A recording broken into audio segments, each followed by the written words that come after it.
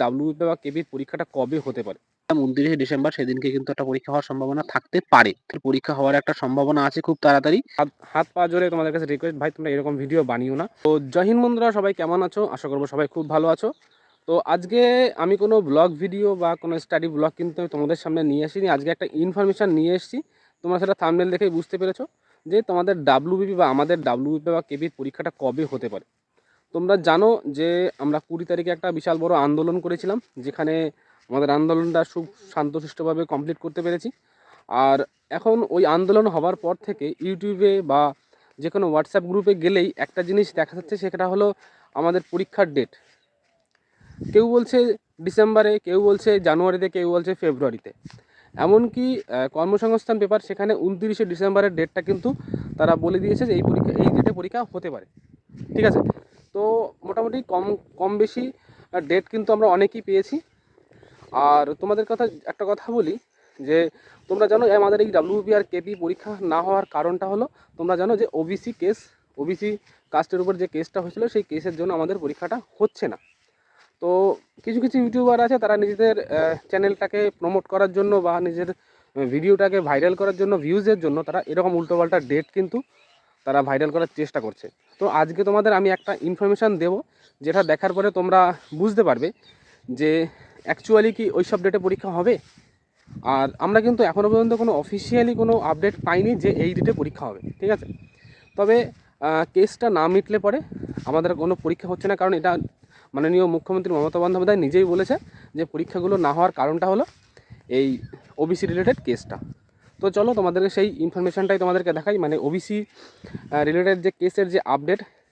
ঠিক আছে, সামনে আবার কবে শুনানি হবে। তবে হ্যাঁ, একটা জিনিস হয়েছে কি, আন্দোলন করে আমরা কিন্তু পরবর্তী ডেটটা কিন্তু পেয়েছি যে কবে এর শুনানি হবে। ঠিক আছে, তো ভিডিওটা দেখো সম্পূর্ণ, তাহলে বুঝতে পারবে। আমি তোমাদেরকে সম্পূর্ণ পুরো প্রমাণসহ তোমাদেরকে আমি ডেসক্রিপশন বক্সে তার যে ইনফরমেশানগুলো সেগুলো আমি তোমাদেরকে দিয়ে দেবো। তোমরা নিজেরাও তোমাদের মোবাইল থেকে বা ল্যাপটপ থেকে দেখতে পারবে। তো চলো ভিডিওটা সম্পূর্ণ দেখতে থাকো।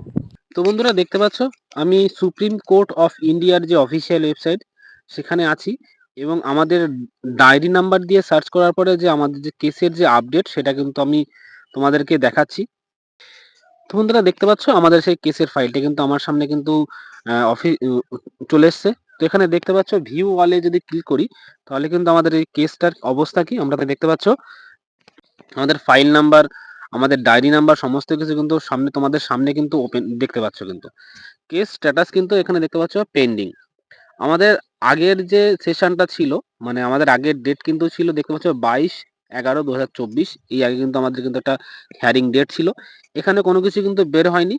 আবার দেখতে পাচ্ছ যে আবারও কিন্তু একটা ডেট পড়েছে 9/12/2024, টেন্টেটিভলি একটা ডেট পড়েছে, কিন্তু এই ডেটে কিন্তু আবারও হিয়ারিং হবে। আর যদি এই হিয়ারিংয়ে সমস্ত কিছু মিটে যায়, তাহলে কিন্তু আমাদের পরীক্ষা হওয়ার একটা সম্ভাবনা আছে খুব তাড়াতাড়ি। সেটা কবে হবে সেটা আমাদের অফিসিয়াল ওয়েবসাইটে আমরা তো জানতেই পারবো, কিন্তু তারপরেও কিন্তু আমরা একটা ডেট পেয়েছিলাম 29শে ডিসেম্বর, সেদিনকে কিন্তু একটা পরীক্ষা হওয়ার সম্ভাবনা থাকতে পারে। আর যদি এই দিনকে কেস না মেটে, তাহলে কিন্তু আমাদের 29শে ডিসেম্বর কিন্তু পরীক্ষা কিন্তু হচ্ছে না। এটা কিন্তু মেনে নিতে হবে।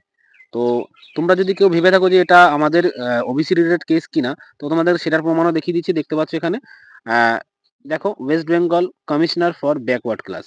ঠিক আছে, স্টেট অফ ওয়েস্ট বেঙ্গল।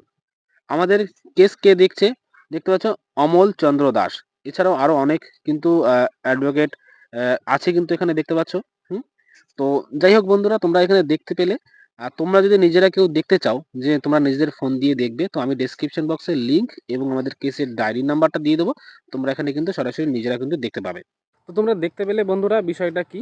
তো আমার যদি এই ভিডিওটা কোনো সেই সব ইউটিউবাররা যদি দেখে থাকে, তাদের কাছে একটাই রিকোয়েস্ট, ভাই দেখো তোমরা এইরকম ভিডিও বানিয়ে আমাদের মতো যারা যারা অ্যাসপিরেন্ট আছে, যারা একটা ভরসায় আছে, তাদের মনোবলটাকে নষ্ট করো না। কারণ তোমাদের একটা ভুল ইনফরমেশনের জন্য অনেকেই কিন্তু অনেক কিছু ভেবে নিচ্ছে। তো সেই জন্য তোমাদের কাছে রিকোয়েস্ট, হাত পা জোরে তোমাদের কাছে রিকোয়েস্ট, ভাই তোমরা এরকম ভিডিও বানিও না।